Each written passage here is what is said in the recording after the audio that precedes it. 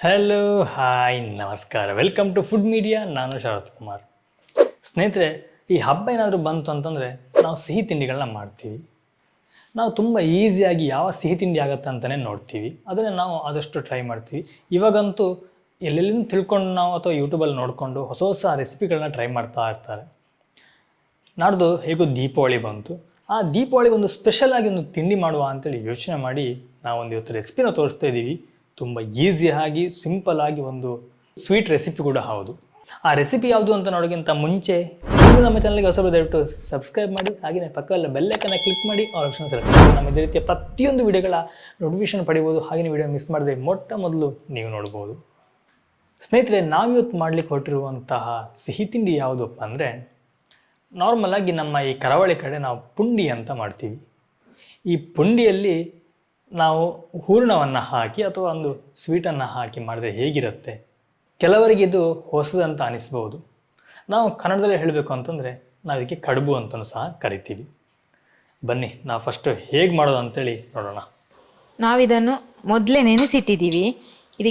ಇದಕ್ಕೆ ಯಾವುದೆಲ್ಲ ಅಕ್ಕಿ ಹಾಕಿದ್ದು ಅಂದರೆ, ಒಂದು ಕುಚಲಕ್ಕಿ ನೋಡಿ ಇದರಲ್ಲಿ ಕಾಣ್ಬೋದು. ಇದು ನಾವು ಇದೇ ಲೋಟದಲ್ಲಿ 1 ಲೋಟದಷ್ಟು ಕುಚಲಕ್ಕಿ ಹಾಕಿದ್ದೀವಿ. ಮತ್ತು ಉಳಿದ 3 ಲೋಟ ಇದು ಸಹ ಕುಚಲಕ್ಕಿನೇ.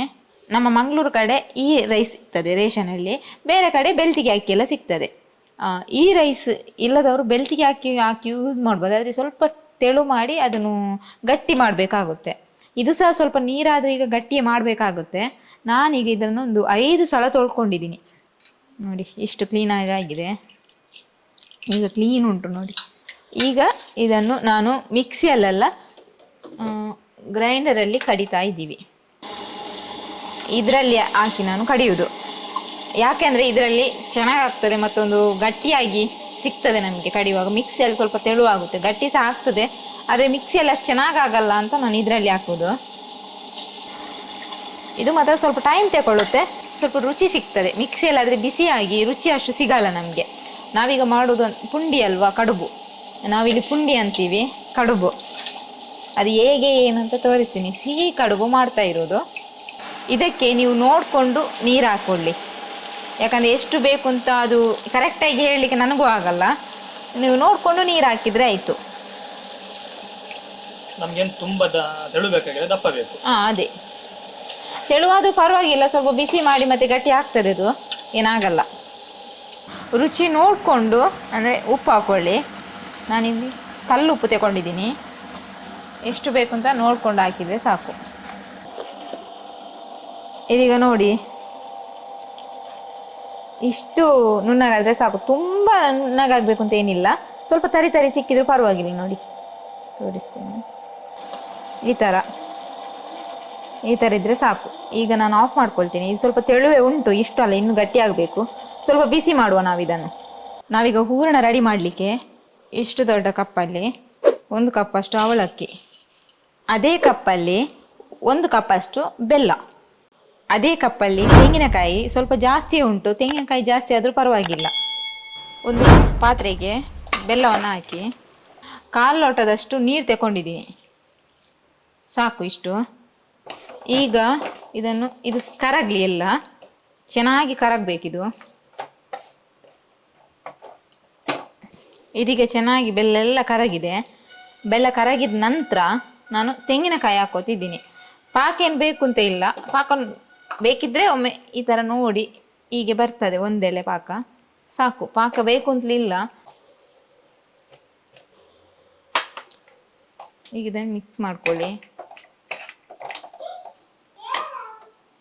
ಮೀಡಿಯಂ ಫ್ಲೇಮಲ್ಲಿ ಗ್ಯಾಸ್ ಇಟ್ಕೊಂಡು ಮಿಕ್ಸ್ ಮಾಡಿ.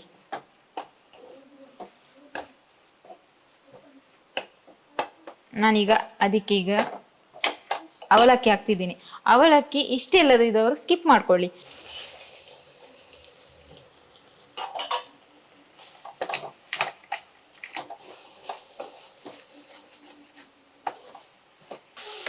ಇದು ಇಲ್ಲಿ ನೀರು ಬರ್ತಾ ಉಂಟಲ್ಲ, ಇದು ಆವಿ ಆದರೆ ಸಾಕು ನಮಗೆ.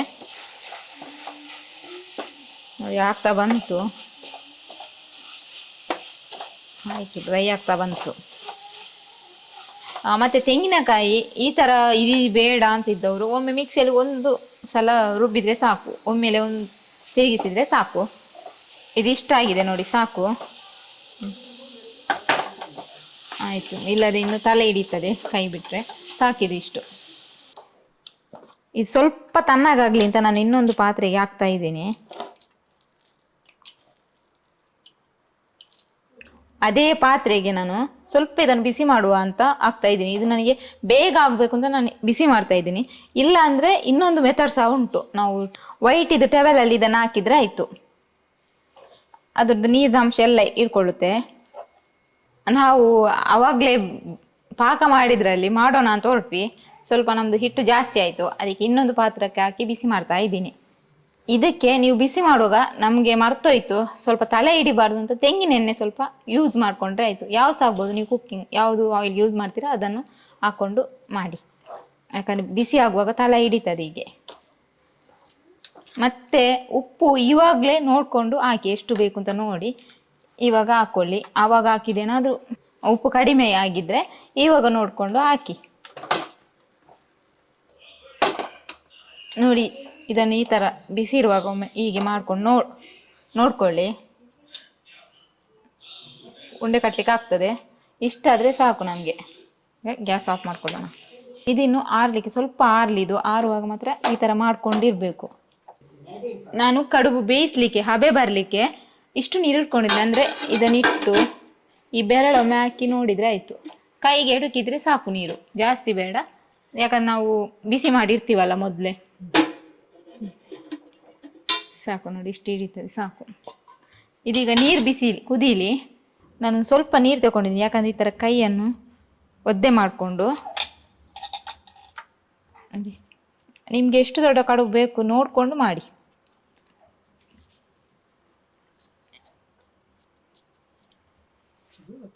ಇದಕ್ಕೀಗ ನಾವು ಮಾಡಿಟ್ಟ ಹೂರಣ ಉಂಟಲ್ಲ,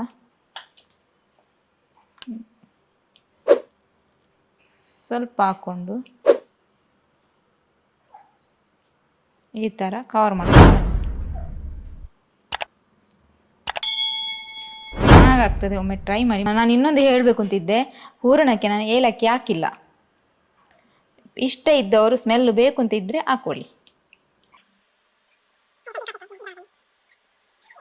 ನೋಡಿ, ಈಗ ಈ ಥರ ಮಾಡಿಕೊಂಡ್ರೆ ಆಯಿತು.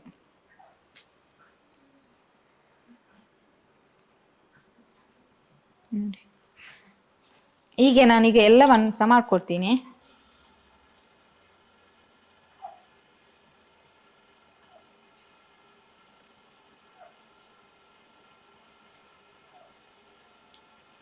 ನೋಡಿ, ಮತ್ತೆ ಈ ಥರ ಮಾಡಿಕೊಂಡ್ರೆ ಆಯಿತು. ಸಿಹಿ ಕಡುಬು ನಾವು ಅಂದರೆ ಹೂರಣ ಹಾಕಿ ಮಾಡಿಟ್ಟದು ಇಷ್ಟು ಮಾಡಿದ್ದೀವಿ. ಮತ್ತೆ ಸ್ವಲ್ಪ ಸಪ್ಪೆ ಅಂದರೆ ಬೆಲ್ಲ ಏನು ಹಾಕದೆ ಮಾಡಿದ್ದು. ಹಾಗೆ ಎರಡು ರೀತಿಯಲ್ಲಿ ಸಹ ಮಾಡ್ಬೋದು ಒಂದೇ ಇದರಲ್ಲಿ. ಸಿಹಿ ಬೇಕು ಇದ್ದವರು ಸಿಹಿ ತಿನ್ಬೋದು. ಅದನ್ನು ಲಾಸ್ಟಿಗೆ ಇಡೋಣ ಅಂತ ಇಟ್ಟಿದ್ದೀನಿ. ಇದೀಗೆಲ್ಲ ಮೇಲ್ಗಡೆ ಇಡ್ತಾ ಇದ್ದೀನಿ, ಯಾಕಂದರೆ ತೆಗಿಲಿಕ್ಕೆ ಗೊತ್ತಾಗಲಿ ಅಂತ. ಮತ್ತು ಇದು ಗೊತ್ತಾಗ್ತದೆ, ಯಾಕಂದರೆ ಇದು ಸ್ವಲ್ಪ ಸೈಜ್ ದೊಡ್ಡದುಂಟು. ನೀರು ಮಾತ್ರ ಚೆನ್ನಾಗಿ ಕುದೀತಾ ಉಂಟು.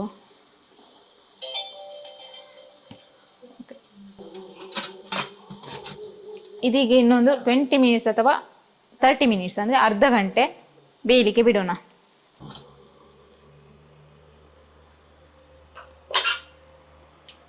ಇದೀಗ ಬೆಂದಿದೆ ಇಲ್ವಾ ಅಂತ ಒಂದು ತೆಗೆದು ನೋಡೋಣ.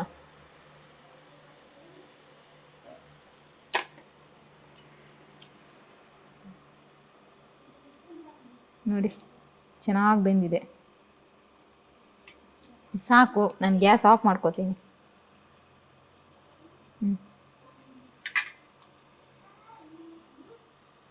ಬಿಸಿ ಉಂಟು.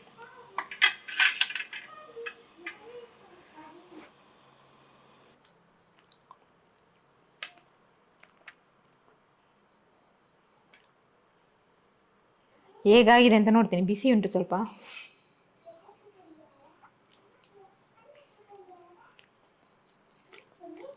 ಚೆನ್ನಾಗಾಗ್ತದೆ.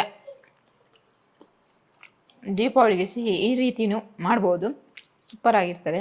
ಒಮ್ಮೆ ಟ್ರೈ ಮಾಡಿ. ಸ್ನೇಹಿತರೆ, ಇದು ಸಿಂಪಲ್ ಆಗಿ ತುಂಬ ಈಸಿಯಾಗಿ ಮಾಡುವಂತಹ ಒಂದು ಸಿಹಿ ಕಡುಬು ಅಥವಾ ಸಿಹಿ ಪುಂಡಿ. ತುಂಬ ಈಸಿ ಅಲ್ವಾ? ನೀವು ಸಹ ಮನೇಲಿ ಟ್ರೈ ಮಾಡಿ ನಿಮಗೆ ಹೇಗಾಯಿತು, ಇದರ ರುಚಿ ಹೇಗೆ ಅನಿಸ್ತು ಅನ್ನೋದು ನನಗೆ ಕಮೆಂಟಲ್ಲಿ ನೀವು ತಿಳಿಸಿ. ಸ್ನೇಹಿತರೆ, ನಾನು ಇನ್ನೊಂದು ವಿಷಯನ ನಿಮ್ಮ ಜೊತೆ ಹಂಚಿಕೊಳ್ಳಲಿಕ್ಕೆ ಇಷ್ಟಪಡ್ತೀನಿ. ನಾಡ್ದು ಬರುವ ಭಾನುವಾರ ಅಂದರೆ 23/10/2022 ಭಾನುವಾರ 4:00 ನಾವು ಕರಾವಳಿ ಕಪ್ಪಲ್ ಯೂಟ್ಯೂಬ್ ಚಾನಲಲ್ಲಿ ಲೈವ್ ಬರ್ತಾ ಇದ್ದೀವಿ. ನೀವು ಸಹ ನಮ್ಮ ಸಹ ಜಾಯ್ನ್ ಆಗಿ ನೀವು ಕಮೆಂಟಲ್ಲಿ ನಮಗೆ ಕ್ವಶನ್ ಕೇಳಿ ಅದಕ್ಕೆ ಆನ್ಸರ್ ಮಾಡ್ತಾ ಹೋಗ್ತೀವಿ. ಹಾಗೇನೇ ಸ್ವಲ್ಪ ಮಾತುಕತೆ ಮಾಡ್ತಾ ನಾವು ಹೋಗೋಣ. ನಾನು ನಿಮಗೆ ಮುಂದಿನ ವಿಡಿಯೋದಲ್ಲಿ ಸಿಗ್ತೀನಿ ಒಂದೊಳ್ಳೆ ರೆಸಿಪಿ ಅಥವಾ ಒಂದೊಳ್ಳೆ ಗಿಡಮೂಲಿಕೆ ಅಥವಾ ಒಂದೊಳ್ಳೆ ಇನ್ಫಾರ್ಮೇಷನ್ ಜೊತೆ. Thank you. ಬಾಯ್. ನಮಸ್ಕಾರ.